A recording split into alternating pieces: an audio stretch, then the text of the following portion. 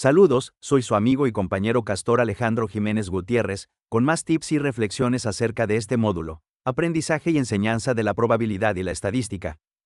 En esta ocasión hablaremos de las perspectivas de la enseñanza y el aprendizaje de la probabilidad y la estadística en México y Latinoamérica. Aclaremos primero que, lejos de decir aquí que no se enseña probabilidad y estadística en nuestro país, más bien lo que nos gustaría es precisar cuál es el estado de la enseñanza de esta rama matemática en estos momentos, y de ahí hacer algunas consideraciones que nos puedan servir como propuestas generales para mejorar la enseñanza de la probabilidad y estadística. En cuanto al nivel básico, podemos reconocer que efectivamente los conceptos y procedimientos más elementales se introducen temprano, comenzando en el preescolar, y continuando a lo largo de los distintos grados de la escuela primaria y secundaria. Si bien existe un esfuerzo por enfatizar el aprendizaje desde los contextos de la vida real, alentando a los estudiantes a hacer preguntas estadísticas y utilizar datos para encontrar respuestas, sin embargo, a nuestro parecer no se consigue una comprensión conceptual de las ideas estadísticas, ya que todo el aparato de lo estocástico se aborda superficialmente. Así, por ejemplo, el concepto de probabilidad se enseña principalmente desde una perspectiva frecuentista, centrándose en eventos y resultados simples. En contrapartida, un enfoque axiomático de la probabilidad llega a abordarse solo hasta el bachillerato, y solo ocasionalmente.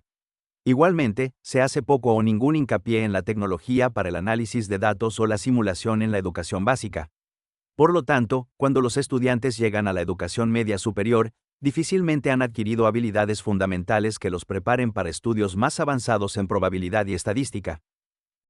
Pero esta perspectiva aún podría mejorar dentro de la enseñanza de los estocásticos en bachillerato, es decir, nos parece que todavía podrían subsanarse en ese nivel las insuficiencias que se arrastran desde el nivel básico.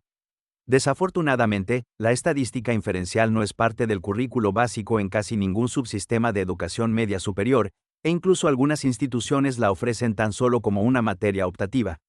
Aparte de eso, de nuevo se observa un limitado uso de tecnología para el análisis estadístico, o por lo menos limitado en comparación con los estándares internacionales. Para empeorar más las cosas, en el bachillerato se sigue poniendo demasiado énfasis en el cálculo estadístico y combinatorio sin contexto alguno en lugar de la interpretación de datos y la comprensión de sus implicaciones en el mundo real.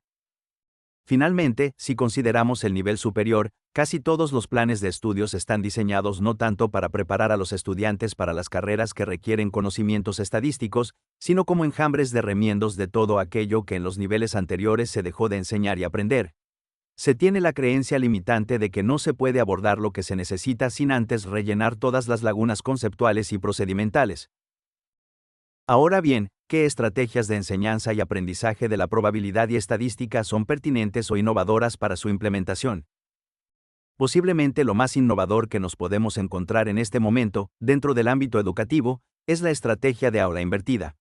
No ha funcionado del todo hasta ahora en parte porque los docentes de probabilidad y estadística siguen ofreciendo una clase de corte tradicional en la que ellos enseñan, y por otra parte la mayoría de los estudiantes se sienten cómodos recibiendo pasivamente la clase en vez de adoptar un papel activo o de iniciativa. Y ya que se ha mencionado el uso de la tecnología, también debemos preguntarnos, ¿qué impacto tiene el uso de las TIC en la enseñanza de la probabilidad y la estadística? Sin duda, la integración de la tecnología en la enseñanza de estocásticos facilita una comprensión más profunda de conceptos más complejos.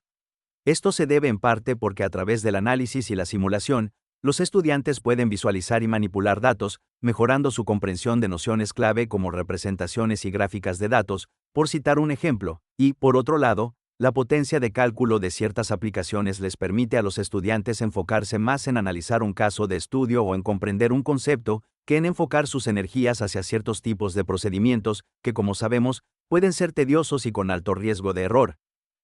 Se entiende que estas observaciones pudieran no tener ningún efecto en compañeros docentes de corte tradicional, pero, ¿qué tal si tuvieras a un nuevo compañero docente que impartirá por primera vez la asignatura de probabilidad y estadística a nivel medio superior? ¿Qué recomendaciones o sugerencias le harías para que considere a la hora para planear un tema de dicha asignatura? Incluso, ¿qué herramientas tecnológicas le recomendarías? Desde luego, en principio un docente novato deberá familiarizarse con los conceptos básicos de estadística y probabilidad, porque es muy probable que este docente tenga casi las mismas carencias conceptuales que sus estudiantes. Aparte de eso, ella o él deberá integrar ejemplos del mundo real que sean relevantes para los estudiantes, facilitando la comprensión a través de la aplicación práctica de los conceptos.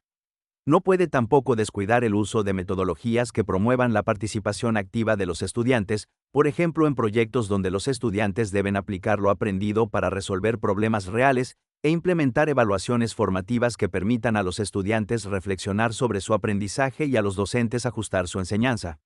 Este tipo de docente debe olvidarse de evaluar como a ella o a él le evaluaron. No le hará ningún daño tampoco el revisar y alinearse con los currículos nacionales e internacionales que promueven la educación en estadística y probabilidad con enfoques modernos.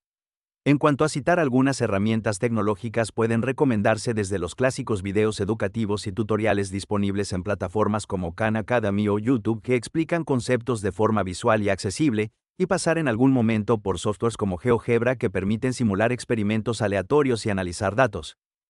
Finalmente, si consideramos el nivel superior, casi todos los planes de estudios están diseñados no tanto para preparar a los estudiantes para las carreras que requieren conocimientos estadísticos, sino como enjambres de remiendos de todo aquello que en los niveles anteriores se dejó de enseñar y aprender. Se tiene la creencia limitante de que no se puede abordar lo que se necesita sin antes rellenar todas las lagunas conceptuales y procedimentales. Creemos sinceramente que estas recomendaciones y comentarios pueden ayudar a un docente novato a abordar de manera efectiva la enseñanza de la probabilidad y estadística, facilitando por un lado una experiencia de aprendizaje más rica y significativa para los estudiantes, y por otra parte una experiencia de enseñanza que resulte gratificante e inspiradora. Les agradezco muchísimo la atención prestada a esta reflexión. Seguimos en contacto.